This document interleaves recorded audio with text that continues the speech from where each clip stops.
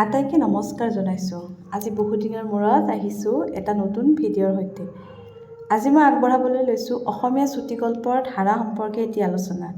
এই প্ৰশ্নটো বহুত ধৰণে আপোনালোকক সুধিব পাৰে, সেইকাৰণে মই এটাই প্ৰশ্ন বেলেগ বেলেগ ধৰণে সুধিলে আপোনালোকে যাতে কনফিউজ নহয় যে উত্তৰটো চাগে বেলেগ হ'ব, সেনেকুৱা নহয়। বেলেগ ধৰণে সুধিলেও উত্তৰটো আপোনালোকে একেই ধৰণে লিখিব পাৰিব। অসমীয়া চুটিগল্পৰ ধাৰা বুলি ক'লে এই ধাৰাটো বহুতেই দীঘলীয়া, বহুত বিস্তৃতি সম্পন্ন এটা ধাৰা। গতিকে এইটো আপোনালোকে যদি 10-15 পেজো লিখে তথাপি এনেকুৱা লাগিব যেন আৰু অকণ লিখিবই পাৰি। কিন্তু আমিতো আমাৰ পৰীক্ষাৰ যিখিনি সময়ৰ পৰিসৰটো লক্ষ্য ৰাখিহে আমি আমাৰ উত্তৰবিলাক বনাব লাগিব। সেয়ে আপোনালোকৰ পৰীক্ষাত লিখিব পৰাকৈ মই এটা থুলমূলকৈ অসমীয়া চুটিগল্পৰ ধাৰাৰ ওপৰত নোট আগবঢ়াইছোঁ। আশা কৰোঁ আপোনালোকে ভালেই পাব। অসমীয়া চুটিগল্পৰ ধাৰা সম্পৰ্কে এটি আলোচনা, এই প্ৰশ্নটো কেনেকৈ আহিব পাৰে মই ইয়াত দেখুৱাই দিছোঁ। প্ৰশ্নটো যি ধৰণে সুধিলেও উত্তৰ কিন্তু একেধৰণে আপোনালোকে লিখিব পাৰিব।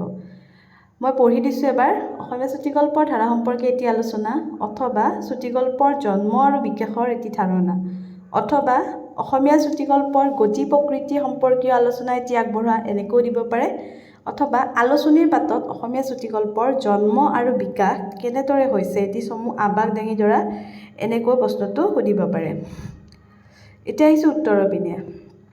উত্তৰত প্ৰথমে আমি চুটিগল্পক আগবোলে এশাৰীত লিখি লৈছোঁ যে চুটিগল্প হৈছে সাহিত্যৰ এনে এটা শাখা যিয়ে জীৱনৰ এটি মুহূৰ্তৰ অভিজ্ঞতা বৰ্ণনা কৰে। বিভিন্ন পণ্ডিত সমালোচকসকলে চুটিগল্পৰ বিভিন্ন সংজ্ঞা আগবঢ়াইছে যদিও তাৰ ভিতৰত এটি উল্লেখযোগ্য হৈছে আলংকাৰিক মহেন্দ্ৰ বৰাৰ মতে চুটিগল্প সাহিত্যৰ বিশেষ শিল্পকৃতি য'ত পোৱা যায় ক্ষণিকৰ বুকুত চিৰন্তনৰ ব্যঞ্জনা আৰু বিন্দুৰ বুকুত সিন্দুৰ চেতনা। ইয়াতে দাঢ়ি আছিল, আপোনালোকে দাঢ়ি দিব। তাৰ পিছতে আমি এনেকৈ লিখিব পাৰোঁ যে 19বিংশ শতিকাৰ শেষৰ ফালে অসমীয়া সাহিত্যত চুটিগল্পৰ জন্ম হৈছিল আৰু জোনাকী আলোচনীৰ পাতত লক্ষ্মীনাথ বেজবৰুৱাই ৰচনা কৰা সেউতীয়ে হৈছে অসমীয়া সাহিত্যৰ প্ৰথম চুটিগল্প। কিন্তু বহুত সমালোচকৰ মতে পণ্ডিত মহাশয় বা বেজবৰুৱাৰ কন্যা এইবোৰ গল্পকো বেজবৰুৱাৰ প্ৰথম চুটিগল্প বুলিও ক'ব খোজে। সেইকাৰণে আপোনালোকে পৰীক্ষাত এইটো উনুকিয়াই দিব, তেতিয়া পৰীক্ষকে আপোনালোকৰ নম্বৰ কাটিব নোৱাৰে। কাৰণ কিছুমান পণ্ডিতৰ মতে আপোনালোকে সেউতীক প্ৰথম অসমীয়া চুটিগল্প বুলি পাব, কিছুমানৰ মতে পণ্ডিত মহাশয় আৰু কিছুমানৰ মতে কন্যা অসমীয়া চুটিগল্পৰ প্ৰথম চুটিগল্প বুলি পাব। বেজবৰুৱা চুটিগল্পৰ প্ৰধান বিশেষত্বই হৈছে কথন ভংগীৰ বিচিত্ৰতা। বেজবৰুৱা আছিল এজন সমাজ সচেতন লেখক। গল্পৰ মাজত ব্যংগাত্মক দৃষ্টিভংগীৰে অসমীয়া সমাজত বৰ্তি থকা বিভিন্ন কুসংস্কাৰ, অহংকাৰ, ভেম ভণ্ডামি, অন্যায়, অপৰাধ আদি অশুভ দিশবোৰ তেওঁ উদঙাই দিছে।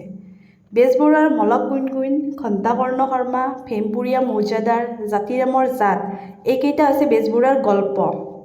এই গল্পকেইটাৰ মাজেৰে সমকালীন সমাজৰ কিছুমান ভণ্ড শ্ৰেণীৰ চৰিত্ৰক তেওঁ তীব্ৰভাৱে ব্যংগ কৰিছে। মলক গুণগুণ, ঘণ্টাকৰ্ণ শৰ্মা, ভেমপুৰীয়া মৌজাদাৰ, জাতিৰামৰ জাত এইকেইটা হৈছে বেজবৰুৱাৰ গল্প। তাৰপিছতে আমি বেজবৰুৱাৰ গল্পপুথিসমূহ পাইছোঁ। কেহকলি, সাধুকথাৰ কুকি, জোনবিৰি, সুৰভি। আপোনালোকে যিকোনো প্ৰশ্ন লিখিলে বা যিকোনো গল্পকাৰৰ বিষয়ে লিখিলে তেওঁলোকৰ কেইটামান গল্প উল্লেখ কৰিব আৰু তেওঁলোকৰ গল্পপুথিসমূহ কিন্তু মনত ৰাখিব। সেইবিলাক লিখিলে আপোনালোকৰ নম্বৰ কেৰি কৰিবলৈ সুবিধা হ'ব। তাৰপিছতে আহোঁ, বেজবৰুৱাৰ পিছতে জোনাকী যুগৰ আন এজন শ্ৰেষ্ঠ গল্পকাৰ আছিলে শৰৎচন্দ্ৰ গোস্বামী।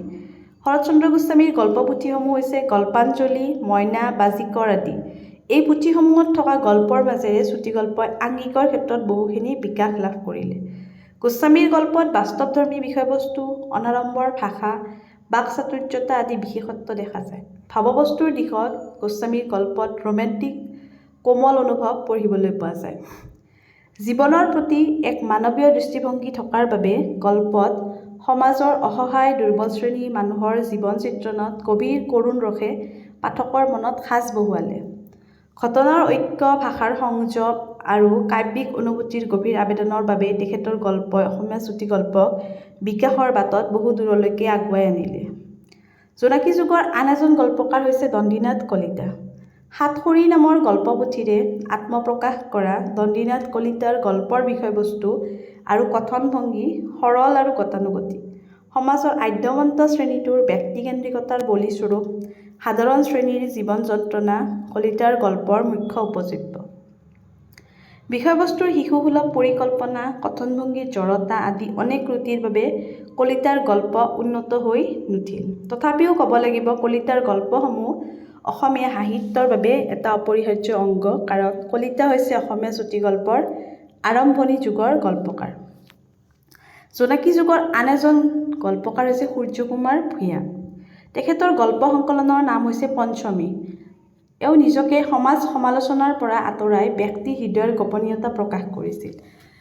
মানুহৰ মৌলিক প্ৰবৃত্তিৰ বিভিন্নতা আৰু মানসিক অশান্তিৰ চিত্ৰণ গল্পৰ মাজত দেখুৱাই দিবলৈ চেষ্টা কৰিছিল। অসমীয়া চুটিগল্পৰ আৰম্ভণিকালৰ লেখকৰ জৰিয়তে অসমীয়া চুটিগল্পই নতুন গতিৰে আগবাঢ়িবলৈ ধৰিলে। জোনাকী যুগৰ পিছত আবাহন আলোচনীৰ পাতত অসমীয়া চুটিগল্পৰ দ্বিতীয় ধাৰা আৰম্ভ হয়। আৰু ভিডিঅ'টো বহুত দীঘলীয়া হ'ব বুলি মই পাৰ্ট 2ত আবাহন যুগৰ গল্পকাৰৰ বিষয়ে আলোচনা কৰিম। এইখিনিলৈকে আছে জোনাকী যুগৰ গল্পকাৰসকল। জোনাকী যুগৰ গল্পকাৰ আৰু বহুত আছে, কিন্তু আমাৰ যিহেতু প্ৰশ্নৰ উত্তৰৰ যিটো সীমাবদ্ধ থাকিব, সময়ৰ সীমাবদ্ধতা, তাৰ প্ৰতি লক্ষ্য ৰাখি আপোনালোকে বিশেষ কেইজনমানৰ বিষয়ে উল্লেখ কৰিলে আপোনালোকৰ এনচাৰটো পৰিপূৰ্ণ হৈ উঠিব। আপোনালোকে আশা কৰোঁ পিছৰ ভিডিঅ'টো চাব, তাত আবাহন যুগৰ গল্পকাৰসকলৰ বিষয়ে আলোচনা কৰিম। ধন্যবাদ।